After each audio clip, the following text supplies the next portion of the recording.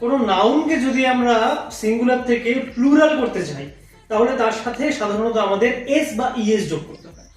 দেখো, আজকে আমি তোমাদের সঙ্গে বেশ কিছু শব্দ শেয়ার করব এবং এরা অদ্ভুতভাবে একটা ব্যবহার এদের আছে, সেটা হচ্ছে এদের সঙ্গে যদি আমরা এস যোগ করি তাহলে এগুলো তো প্লুরাল হয়ই না, বরং এগুলোর মানে একদম পাল্টে যায়। চলো, আর্ম মানে হচ্ছে হাত, তার সাথে এস যোগ করলে হয়ে যাবে অস্ত্র শস্ত্র বা ওয়েপন। ফোর্স মানে হচ্ছে শক্তি, তার সাথে এস যোগ করলে হয়ে যায় কোনো সেনাবাহিনী, আর্মি বা পুলিশ।